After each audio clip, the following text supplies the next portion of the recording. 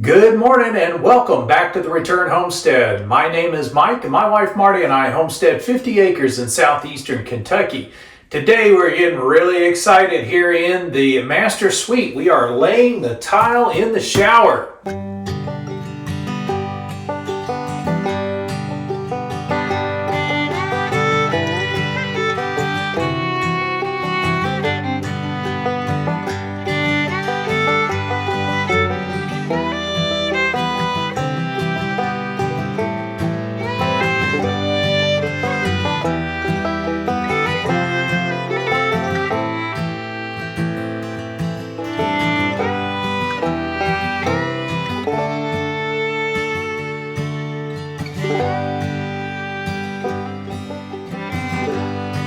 So we've been talking about building a shower in layers. So this goes one layer at a time.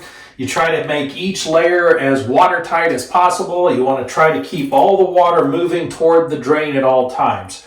And that brings us to actually setting tile. We've got everything sealed up behind the tile. Now it's time to put some thin set on and attach the tile to the floor and the walls. And where do we start? Well, we're going to start on the floor. This is the foundation for the rest of the shower, so we need to get the floor tiles set first, and then the wall tiles will come in on top of those floor tiles. We would then put the wall tiles on, and then as we get to the top of each of these small walls, we'll set the seat and the shelf respectively, and then continue tiling up the wall. So to get started, we're going to start with these penny tiles. When you're choosing a tile for the floor in your shower, you want to be sure that you're choosing a tile that you can set effectively with the right slope. And I say that because you could take this large 48 by 48 shower pan, and they do now make a 48 by 48 ceramic tile. And you could just set just one tile. The problem is that one tile is going to be perfectly flat and level. It's not necessarily going to drain the way that you intended. Now, if you'd like to set just one tile, a 48 by 48 tile, and have a perfectly finished shower, you can do that, but you're going to have to lay in a horizontal drain. And that would be a drain that goes down one side of the shower. You can then tilt the entire shower toward that drain, and you could lay just one tile. The more standard shower setup with the drain in the center does require smaller tiles to allow you to incorporate the slope into these tiles without having it be obvious. If we put a 1x1 tile on here, you're actually going to see the angle of each of these tiles as they fit to the slope coming down to the drain. By using the penny tiles, we hide that slope and also give ourselves a lot of flexibility because each one of these is so small we can make small variations in their placement without changing the overall look of the floor. Now these tiles do come in a mosaic, which means they are all attached together. There is a plastic mesh that goes behind the tiles to hold them together. And in this case, we have an 11-inch tile, but we've got a 48-inch floor. That means that we're going to get close to the wall, but not quite make it to the wall. And so you can see we've had to cut a strip of 5 tiles off of the mosaic in order to fit into this gap. Now things can get a little bit touchy with the number of tiles that you need when you're down here on the floor, and especially using these penny tiles. These mosaics are relatively expensive to purchase because they're all attached on this mesh that's on the back of them. So you want to buy only what you need. So that's what we did, is we bought just what we needed for this floor. We got home, opened the box up, and one of the boxes had been opened in the store, and there was one sheet of mosaic missing. And just so happens we may still have enough tile to finish this, but worst case scenario, if we need some filler tiles, I do have a sheet of this marble mosaic we were considering, and we can use some of these tiles to fill in around the edges. We're going to be putting a marble tile on the wall anyway, so this will help to blend them together and keep us from having to drive all the way to Lexington just to buy one more sheet of that mosaic. One other major consideration when you're choosing a tile for the floor is you need to think about your coefficient of friction. You'll hear a lot of discussion about the coefficient of friction, and strangely enough, none of the tile manufacturers tell you what the coefficient of friction is on their tiles. Essentially, you want to make sure that when this tile gets wet, it's not going to get slippery. If it's a slippery tile and you've got a shower running in here, you're going to have a hard time standing up. So if you run your hand across the tile, it should feel kind of sticky. Whether that's a shiny tile that happens to suck down on your hand, or whether it's a textured tile that has a little bit of a grit to it, either way, that's going to give you your friction to keep you from sliding around inside of the shower. Be especially careful if you choose a larger format tile for your floor. Some of those tiles have a tendency to be extremely slick when wet. One other interesting note about this particular mosaic, which is one of the reasons why we chose this, it's not a solid color. When you look at this initially, I think on camera this actually shows up much better, but there's some light gray tiles in here, and then there's some darker gray tiles in here. So there are two different colors of gray on the floor. That helps to kind of break up the pattern a little bit. It makes it a little more natural, but you'll want to be careful of that if you're choosing tiles. Make sure that if you're not doing solid white, if you have a color, that there is some small variation. And if you're picking up a tile that you haven't seen me use and you're not sure exactly what you're supposed to do to set the tile, maybe it's a more frilly mosaic or it's a square mosaic instead of these round circular tiles. If you look on the back of the sheet of tile, you're going to find a complete sheet of instructions. It's going to explain to you everything you need to know about setting that particular mosaic. So there's plenty of helpful information on these, and yes, you are kind of going to have to make this up as you go. This is your project. You need to figure out how to get it done in a way that suits your artistic design. When you get down to a place where you need to cut the tiles, it's real easy with a pair of scissors. Just be sure if you're using one of these penny tile mosaics, you've got a straight edge and then a jagged edge. And make sure you know which edge you're cutting before you start cutting these. It is possible to pop these pennies off of the plastic and set them one piece at a time. As you can imagine, trying to set a 48 by 48 floor half an inch at a time, that can take several days. So you want to try to keep these mosaics in as large a piece as possible.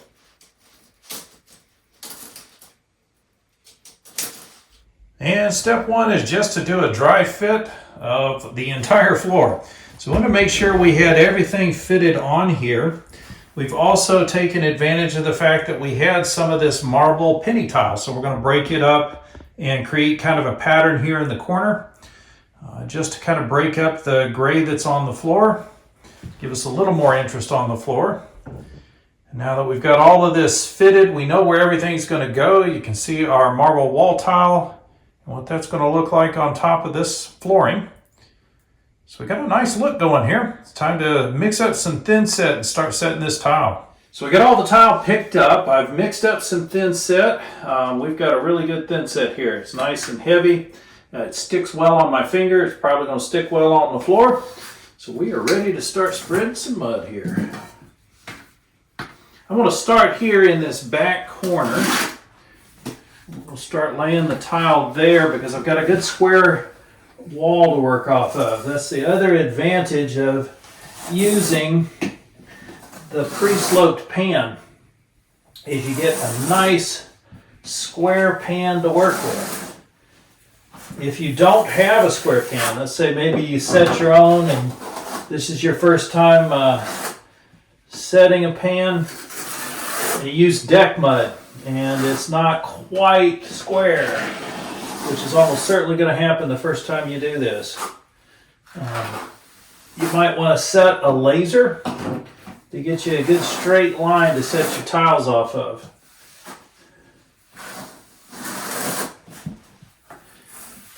At the very least, you want to make sure that the corner you start on is square. Because even just a small fraction of an inch off or degree off when you start will put you way off by the time you get to the end. All I'm doing is just trying to fill in, get a nice even coat of mud here.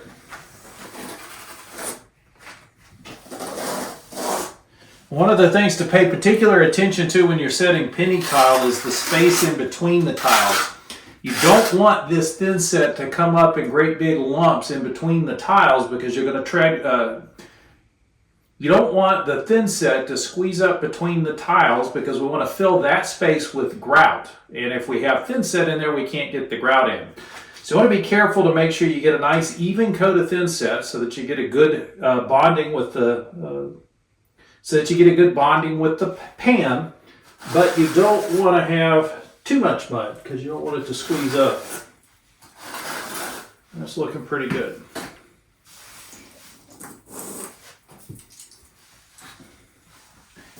One other place you want to be careful of are the edges of the walls. You don't need thin set in the edge, so it might be a good idea to scrape out that mud right at the edge of the wall before you set your tile down.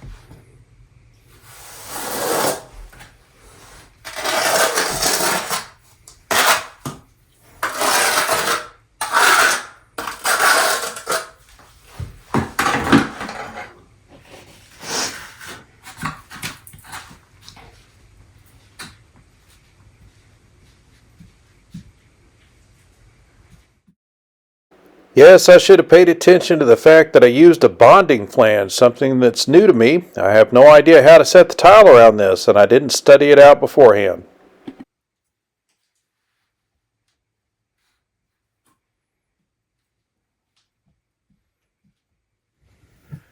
And just like that, we have a shower floor. So we got all the penny tiles laid in. We got our little bit of a pattern stuck back there in that corner just to add some interest. When you're working on your shower, remember not to leave tools sitting on the bench on the other side of the shower as you work out of the door. I can't reach those tools at the moment, so we'll have to clear those out once this dries. We've also got this area right around the drain that still needs some attention.